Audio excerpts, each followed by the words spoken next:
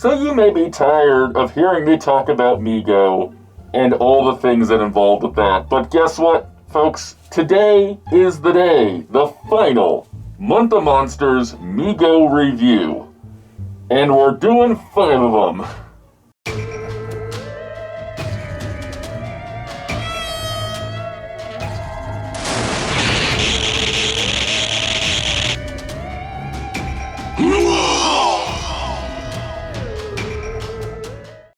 Hello, this is Soundout here, and welcome back to the Month of Monsters Frankenstein Week. Today is the day, the last Mego review. I've been hyping it up. Let's get to it.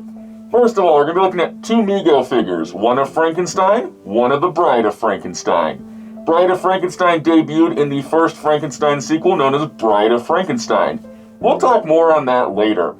The thing I do want to talk about is how many different versions of Frankenstein have existed over the years. In fact, there was several sequels from Universal. There was a Frankenstein crossover with Abbott and Costello. Hammer Films knocked out 7 Frankenstein movies, which is just insane.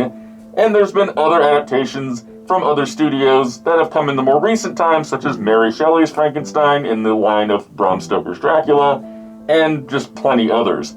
It's almost impossible to list how many times Frankenstein has popped up in media. DC Comics has their own Frankenstein. Like, there's a lot of versions of this character, and it's almost impossible to cover them all. But let's talk about where it started, back with Bride of Frankenstein and Frankenstein in their Mego style, and see how they stack up to the rest of the Universal Monster Megos we've looked at all month long.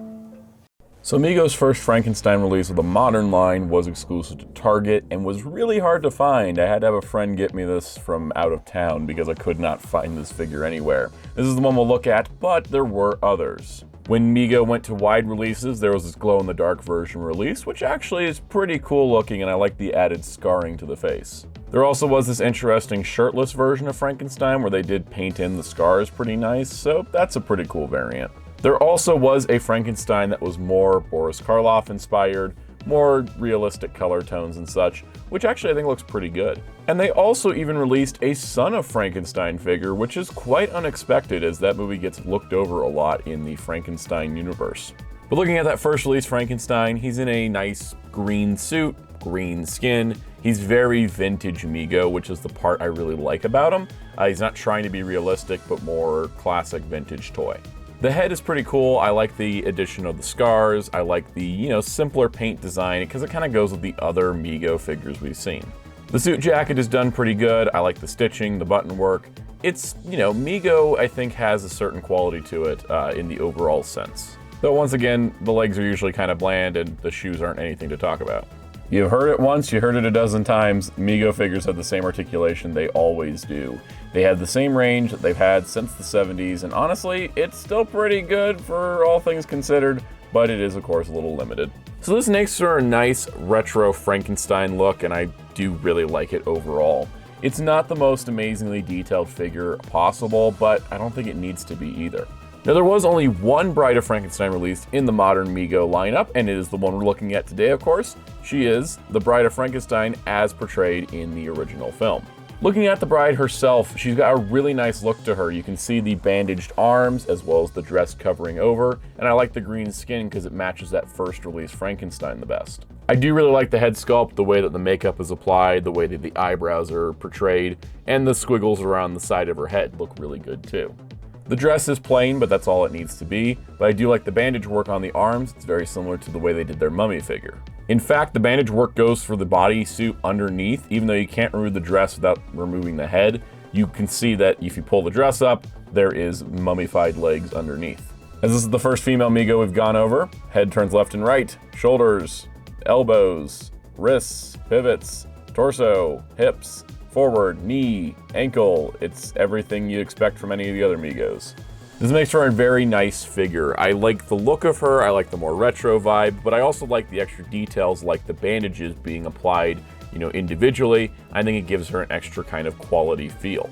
Naturally, she does make a great pair with that first release Frankenstein. They match the closest in the skin tone, and I'm pretty happy to have the bride. It took many years after that initial Frankenstein to get her, and I think she was worth the wait. And then here's all the Mego monsters we've looked at this month. I do like all of them together. having these kind of more retro looks, it's got a certain vibe and quality to it that, you know, the realistic stuff is much better at replicating the films, but these are kind of fun at creating sort of a, you know, retro toy vibe, and I think they look really nice together on a shelf. Our next Frankenstein Megos are not Universal. In fact, they're from a Fox movie. That would be Young Frankenstein from 1974, directed by Mel Brooks, starring Gene Wilder as Dr. Frankenstein. This is a parody spoof send-up of Frankenstein and other classic monster films. It is absolutely one of my favorite movies of all time. It is hilarious, it plays on the tropes, it plays as sort of a remake, but also just playing fun at a lot of those things in the stories. I love every character from this movie, I love the way it's shot, the way it's done, and in fact, I love the fact that, you know, it exists. It's an existing movie, and Mel Brooks has even said it's the best movie he's ever directed. And in fact, it's not had many toys. The only ones I am aware of are the Mego figures. Mego produced 3 figures, one of Dr. Frankenstein, one of Igor, and one, of course, Frankenstein's monster. So let's take a look at all 3 of those and see if they're any good. So the first of the figures we're going to look at is, of course, Dr. Frankenstein himself. The figure itself, I think, has a pretty good likeness to Gene Wilder's character from the movie, and I like the overall look of him. This is not like an extraordinary character design, it's mostly just guy in a lab coat, but I think it pulls it off well. This was the second Gene Wilder head sculpt that Mego had done after their Willy Wonka figure, so I think they actually kind of got it better here with Dr. Frankenstein than they did with Wonka, and I think they actually got the look of the character and the look of the actor done pretty well. Other than that, the figure is mostly kind of plain, but that's accurate to the movie, so there's really nothing to complain about there. It's just the way that the figure turns out because that's the way the design was in the film. Though it is nice to see just plain tan pants on an action figure. Doesn't happen very often. Could you believe the articulation is the exact same as it's always been for these Mego figures? Complete surprise to me, it's like it never has changed. That's just how Mego goes, and as Megos go, this isn't a bad one. I actually think he turned out pretty good. It's definitely one of those things that you would get for the character, not for the action figure. He's not that exciting as an action figure, but as the character, it's a good representation. Now next up, we're going to look at Igor, or Igor, whichever you prefer. This is one of the most vibrant characters in the film, and I love that they made a figure of him in Mego. Looking at Igor here, he's mostly a guy in a black bodysuit with boots, but that head is so crazy. Just look at the expressiveness coming out of this head sculpt, the way the black hood fits over it, the way his eyes are like bulged out, his face is in that, you know, almost permanent smile. It's really, really well done. Of course, the rest of the bodysuit is pretty standard. Once again, accurate to the film it comes from, so there's nothing to complain about. It's just, you know, just a little bland. I do say his boots are stylish though. Those are some nice boots. Now Igor is a hunchback, and therefore they added the hunch to his back. They did it by putting in a actual like hunch piece into the fabric, which is a good way to do it for Mego since they use the same base body for all the figures. This was really, really cool. Now I'd, go about how, yeah, articulation's the exact same, every Mego figure's got the same joints and all that. And yeah, he does. He's still got the same posability, except look at this. Much like in the movie itself, the hunchback can be moved left and right along his back. So Igor here is pretty cool, and I think that overall it's nice to have him in the collection, and especially because the Young Frankenstein line isn't just a one-off figure of Dr. Frankenstein, including Igor just adds to that. And the hunchback being able to move, that's just a cherry on the top. The last one we're looking at, of course, is Frankenstein's monster, or Frankenstein's monster, as he started calling himself Frankenstein by that point. But Frankenstein's monster here looks really blue. This actually goes with the poster art. Because the film was in black and white, there is no official color for it, but on the poster art he was blue skinned, and that's what he is here. And he's also dressed to the nines. You're probably wondering, why is he dressed to the nines? Well, you need to see the movie, because this monster, he's a performer.